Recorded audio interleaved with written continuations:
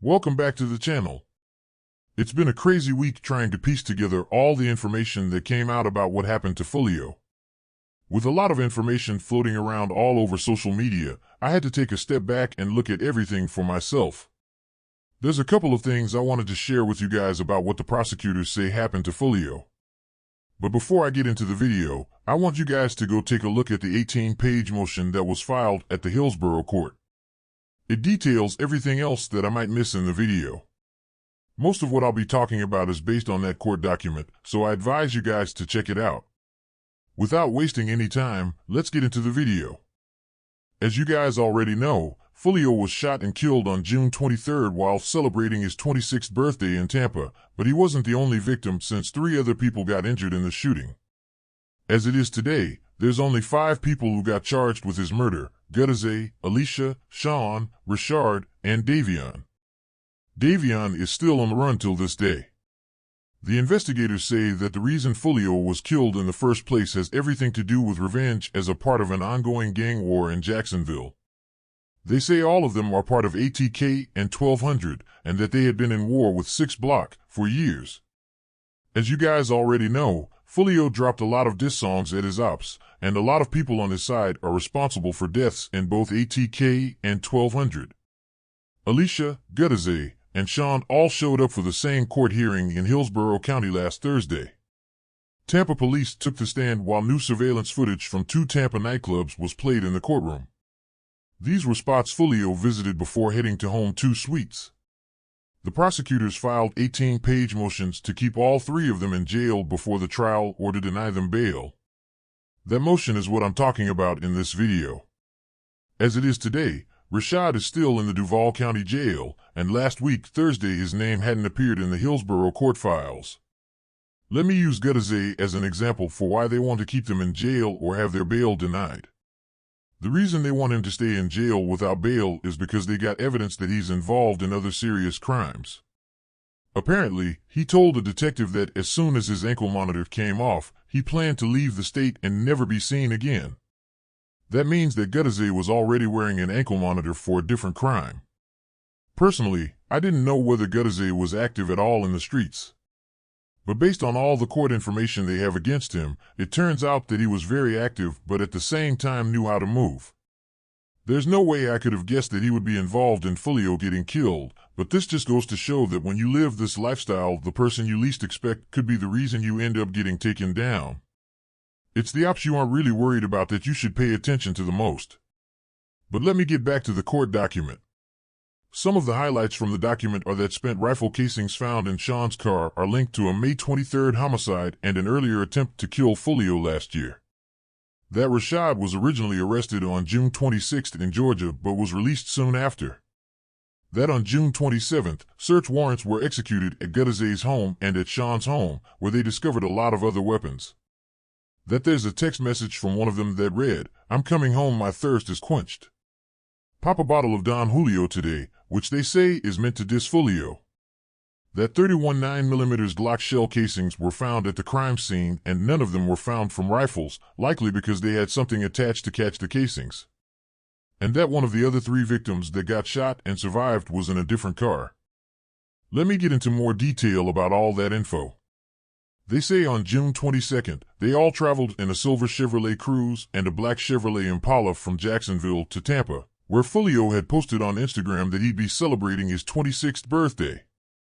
They also rented an Airbnb in Tampa. The following day on June 23rd, right before 4 in the morning, Gutazay and Alicia were seen in the Cruze following Foolio and his crew to 2 spots in Tampa. Those 2 spots were the Teasers Gentlemen's Club and Truth 18 nightclub, where Foolio was booked to appear. Surveillance video shows Gutazay using a cell phone at both locations to talk with Sean, who was in the Impala. Both cars then followed Foolio to the Home2 Suites, where the murder happened. Apparently Foolio was traveling with his friends in a 3-car convoy too. Then at 4:30 in the morning, video from the Home2 Suites and a parked Tesla car captured 3 masked shooters firing a lot of shots at Foolio's car. The front windshield of the Dodge Charger that Foolio was in was hit many times, killing him and injuring 2 others. The back window of a Nissan Altima, parked about 10 feet away, was also shot at, injuring another victim. They wouldn't name the other victims in the court documents for their own safety, but so far we officially only know of one, and that's Home2 Suite. Now let me go into the events that they say happened after Foolio got hit and the shooters drove away. The investigators didn't find any rifle casings at the scene, so they believed that two of the shooters that had the rifles had brass catchers. Brass catchers are used to collect shell casings after firing. They also say that the third shooter had a pistol that, based on the muzzle flashes in the video and the impact on the windshield, seemed to be firing automatically. The only thing they did find on the scene was 31 spent 9mm casings, which they say was likely fired by a Generation 5 Glock. A license plate reader search was done for all the cars that traveled from Jacksonville to Tampa. The search revealed that the Impala registered at Sean's address and the Cruise was registered to a woman who lived with one of the Murphy brothers. The reader also showed that both cars left Jacksonville on the afternoon of June 22nd, around the same time Foolio started posting on Instagram about where he was staying. It also showed that after the shootings, the Cruise headed back to Jacksonville and the Impala went east toward Polk County. Sean took the Impala, while Rashad used the Cruise. Gutazay, Alicia, and Davion used an Uber. On June 26th, the Gwinnett County Sheriff's Office in Georgia found the Cruise pulling into a hotel parking lot in Norcross. When deputies tried to stop the Cruise, which was driven by Rashad, he got out and ran.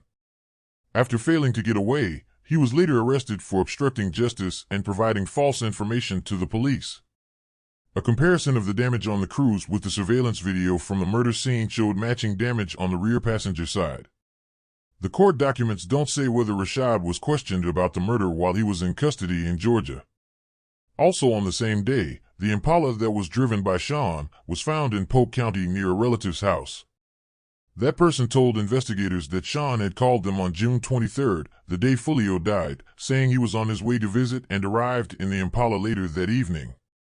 The family member said Sean mentioned giving a ride to a couple of friends in the car, had dinner with them, and then returned to Jacksonville in a Toyota 4Runner registered to his mother.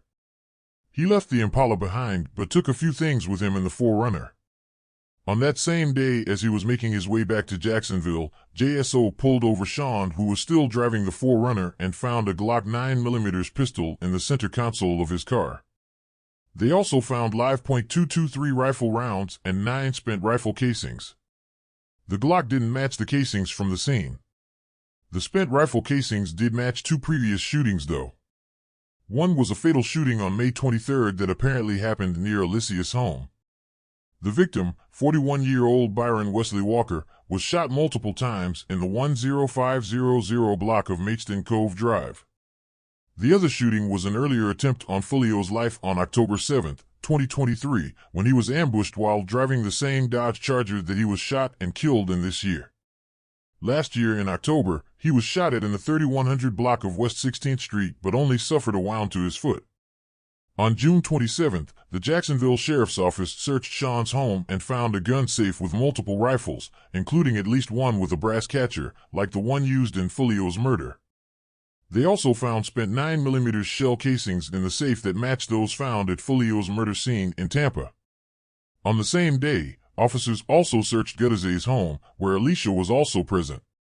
They found two Glock 9mm pistols in plain sight and a poster in Gutazay's bedroom with a drawing of fists making a thumbs down symbol and the words "bully down," which detectives say was dissing Foolio. Even though they recovered a lot of Glocks between Sean and Gutazay, they say that the specific Glock used in the murder hasn't been found yet. An iCloud search of Sean's phone showed that around 1 p.m. on June 23rd, after the shootings, somebody sent messages to two numbers while the group was at their Airbnb in Tampa. One message read, "I'm coming home, my thirst is quenched. Pop a bottle of Don Julio today." That message was later tagged with Murphy. It wasn't specified which of the two Murphy cousins sent that text. The response text then said, "I'm coming home, my thirst is quenched, I love you," with the message also tagged as Murphy. Both messages were sent from Sean's phone, but for whatever reason they were both attributed to a Murphy. The investigators say that the Don Julio in the message was intended as a diss to Foolio. There's even more evidence they have against them too. Ring camera footage caught Sean, Gutazay, Alicia, and Davion at an Airbnb in Tampa, about a mile from where Foolio was killed. The Airbnb was rented from June 22nd to June 24th under Rashad's name. Video from Sean's house also shows him and Gutazay loading bags big enough to carry rifles into the black Chevy Impala before the trip to Tampa. Sean, Gutazay, and Alicia were arrested by JSO less than a week after the murder. Rashad was arrested on July 30th at an apartment complex in Jacksonville. They've all been charged with first-degree murder, and investigators are still looking for Davion. Given how important video evidence is in this case, Sean's lawyer challenged the evidence in court and said there's no actual video or clear footage showing Sean was physically at the Home2 Suites. The prosecutors also presented a picture of a bottle of Don Julio taken straight from Sean's phone, which was taken the day after Foolio's murder. The prosecutors say that based on what they know about gang culture, this was meant as a diss to Foolio. Sean's lawyer asked prosecutors if Sean was the one who actually bought the Don Julio bottle, but the prosecutors said no. And when Sean's lawyer asked if anyone in general could have bought it at the club, the prosecutor said yes. Other text messages were recovered from Sean's phone too. Apparently, he was also in contact with a female that was also with Foolio while he was celebrating his birthday, but that female is not Alicia, like we all believed when the information first came out. The female was in contact with someone else from Foolio's camp that Sean asked the female to ask them to drop Foolio's location. Who that person is currently unknown. That's pretty much all the important info I gathered from that document. I find it crazy how Foolio's car was apparently not the only car that got hit up. From what I can tell, Foolio's car only had 3 people in it, with only 5 being the driver and someone else that was in the back seat. And in a separate car, one of the people in it also got hurt, and it's very likely a person that was in the back seat. That means 2 cars got shot up that morning, but it's clear that the main target that morning was Foolio. The events that happened on June 26th also took me by surprise. Both cars that were used to get away from the murder scene got stopped on the same day, and both the owners of the cars were arrested for questioning. That means it only took 3 days to find who was responsible for the shooting on the 23rd. Out of both of them, Sean got caught with the most self-incriminating evidence. Without considering his age, you can clearly tell that he's the rookie of the group. I say they used him because of his ignorance as a teenager, and they let him bury himself by not teaching him how to properly get rid of the evidence. Another thing that caught my attention was when they said the Cruise also had damage on the rear passenger side. Does that mean someone at Foolio's camp shot at the Cruise right after Foolio got hit? It would make sense for them to try and shoot back as soon as they saw the Impala and Cruise speeding off. I also found it weird how Gutazay had a poster in his bedroom with "Bully Down" written on it. I don't know if he wanted to use it to boost his morale or that he was trying to show loyalty to his affiliates in ATK. This makes me wonder if any other members have the same posters in their bedrooms too. But when it's all said and done, that poster will be used in court to prove that he had motive to participate in killing Foolio. This was truly a sloppy hit. They really crashed out, but at the end of the day they managed to kill a high-profile gang member and Jacksonville rapper. It's only up to them, ATK, and 1200 to decide if it was worth losing a few of their members in the end, and if they can handle the possibility of any of them snitching in order to get a reduced sentence. I'll see you guys in the next video. Always remember to keep your friends close and your enemies closer. Don't forget to hit that like button and subscribe to the channel if you enjoy my content.